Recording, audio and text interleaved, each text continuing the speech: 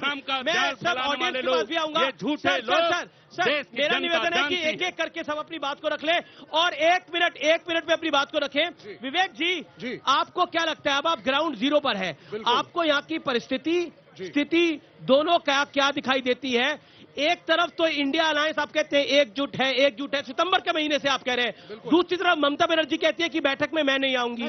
तीसरी तरफ वो कहती है कि अगर सरकार कभी आ भी गई इनकी तो मैं बाहर से समर्थन दूंगी। लेकिन हम इस समय ये जो है ये पूर्वांचल है, ईस्टर्न उत्तर प्रदेश है और eastern part of the country में दैट इज बंगाल और ओडिशा में भी चुनाव है।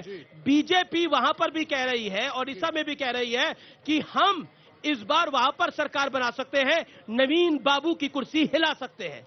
तो जो आप सपना जो रहे थे कि बीजेपी यहां से कम होगी वहां से कम होगी, लेकिन जो ट्रेंड्स दिख रहे हैं वो दिख रहे हैं कि ईस्टर्न पार्ट ऑफ इंडिया से बीजेपी का हुंकार आ रहा है।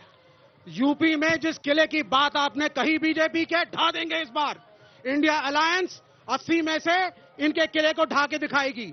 मेरे बीजेपी के मित्र में से कितनी? मैंने सुनिए, मेरे मित्र जो भाजपा की तरफ से बोल रहे थे, आपने इनका वक्तव्य सुना। पूरे वक्तव्य मुस्लिम आरक्षण, हिंदू मुस्लिम और हिंदू मुस्लिम।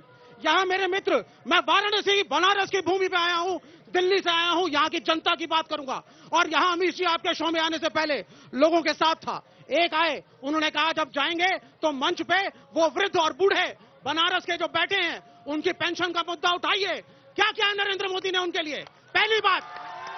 दूसरी बात, इतनी भीड़ बनारस में आ रही है, हम मीडिया में अक्सर सुनते हैं, लेकिन क्या उतने शौचालय, उतने महिलाओं के लिए सुविधाएं बनाई है बनारस में? नहीं बनाई है। ये दूसरा सवाल, ये वो सवाल है जो पब्लिक ने मुझे उठाने के लिए बोले हैं। तीसरा सवाल सुनिए अब आप, तीसरा सवाल सुनिए आप। लेकिन आपकी बात आपने कह रहे पब्लिक ने आपको ये मुद्दे उठाने के लिए बोले हैं, बहुत अच्छी बात है, आप पब्लिक के नेता हैं, आप ये मुद्दे उठा रहे हैं। लेकिन आपकी पार्टी केरल के अंदर राहुल जी को ही उठा रही है। राहुल जी, वो कह रहे हैं राहुल जी को हराओ। राहुल गांधी सुन लीजिए, रायबरेली से बोले विवेक भाई बोलिए। सुनिए, देखिए बनारस के, मेरे बनारस के दोस्तों, हुंकार जो कोई जो महंगी, विवेक जी, जो महंगी पढ़ाई है, आपके बच्चे जिन स्कूलों में जाते हैं उनकी फीस को देखो, कॉलेज की फीस को देखो, नौकरियों को देखो, एम्प्लॉयमेंट को देखो, प्लेसमेंट मिल नहीं रही है। ये हिंदू मुसलमानवाद जो भाजपा कर रही है, इससे डेवलपमेंट नहीं होगा। बात रख लिया सर, उखाड़ फेंको इस सरकार को, उखाड़ फेंको। विवेक जी, अब रोहित मैं आपके पास आता हूं। अभी आपने कुछ दिन पहले ही अपना अलायंस बदला और इस अलायंस के साथ आप गए क्योंकि चौधरी चरण सिंह साहब को भारत रत्न इस सरकार ने दिया। मेरा प्रश्न ये है, क्या एनडीए की सरकार बनती हुई आपको दिख रही है? ये इंडिया वाले शोर बहुत मचा रहे हैं और इस बार कह रहे हैं कि कुछ भी हो जाए आ जाएंगे हम सत्ता में। अमीश जी काशी की धरती पे हो और महादेव का अगर उद्घोष ना हो, देश में अगर महादेव का उद्घोष ना पहुंचे तब तक मजा नहीं आएगा। तो एक बार मेरे साथ हर हर महादेव। अब आप देखिए, जब महादेव का उद्घोष हो रहा था तो इंडिया गठबंधन वालों के मुंह सूख गए। आप देखिए, तो स्थिति ये है कि महादेव तो मेरे अकेले के नहीं है ना, तो काशी की धरती पे भी जो महादेव का विरोध करता है, मैं उनको कहूंगा कि राजनीति के चक्कर में इतना मत गिरो कि कहीं महादेव की इस धरती पे शरीर ठंडा हो जाए। विवेक जी, ये मुक्ति की धरती है, ये महादेव की धरती है, इस पे महादेव का विरोधियों की जगह नहीं है।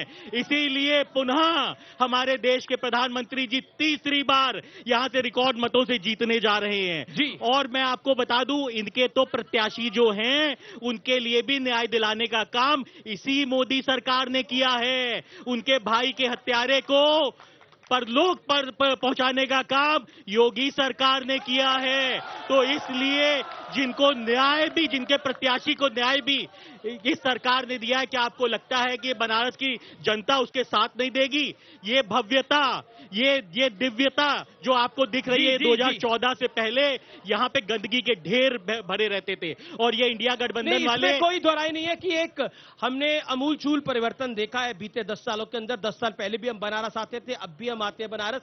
लेकिन पॉइंट ये है, देखिए इसको आप लाख कोई कुछ कहे। देखिए, देश के प्रधानमंत्री की कॉन्स्टिट्यूएंसी है और इसमें एक बड़ा बदलाव हमने देखा है। कुछ मुद्दे अभी भी होंगे जो पूरे होना बाकी होंगे, निश्चित तौर पर वो जनता के मुद्दे हैं। लेकिन मनोज काका साहब, ऑल सेड एंड डन, हम देखिए डेली चर्चा करते हैं, लेकिन अब चुनाव का आखिरी दौर है, तो थोड़ा सवालों का जवाब मैं बिल्कुल आपको मौका दूंगा। सर मेरा निवेदन स्वीकार करिए।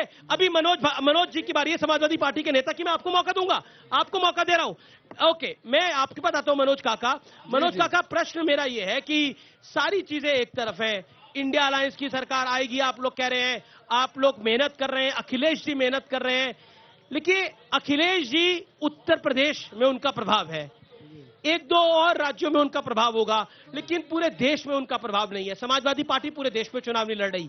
प्रॉब्लम कांग्रेस के साथ है, कांग्रेस कहीं चुनाव लड़ती हुई दिख नहीं रही। क्या आपको लगता है? और दूसरी बात, इंडिया अलायंस का प्रधानमंत्री का उम्मीदवार कौन होगा? प्रधानमंत्री मोदी ने मेरे साक्षात्कार में यही बात बोली, गृह मंत्री अमित शाह ने यही बात बोली। क्या आपको लगता है कि वो मुद्दा लोगों तक पहुंचा है? आपका टाइम सर, नहीं, 1 मिनट। देखिए, आपका जो सवाल है उससे भी मैं संबद्ध होता हूं और जो साथी का सवाल है उससे भी संबद्ध होता हूं कि यह धरती कम से कम मुक्ति की धरती है, सच की धरती है, दल्लों और दलालों की धरती नहीं है जो चवन्नी छाप बदल जाते हैं।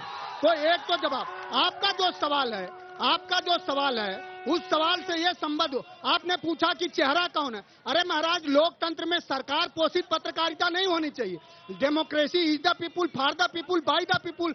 लोकतंत्र जब चुनाव कर लेगा कि जातिगत जनगणना के सवाल पर, ओपीएस के सवाल पर, बहन बेटियों के सुरक्षा के सवाल पर, मां गंगा के सवाल तो होगा ना, पेपर लीक होने के सवाल पर, तो होगा इन नौजवानों से यूपी पूछिए में ना। आपका चेहरा नहीं, मनोज यूपी में आपका चेहरा, मनोज जी यूपी में आपका चेहरा अखिलेश यादव है, लेकिन देश में चेहरा कोई नहीं है। पॉइंट होगा ना, सवाल होगा। Okay, Rohit Agarwal 30 second. रोहित अग्रवाल, क्या पेपर लीक वाली सरकार किसी को चाहिए? किसी को नहीं। अमीर जी, आज देश में स्थिति ये है।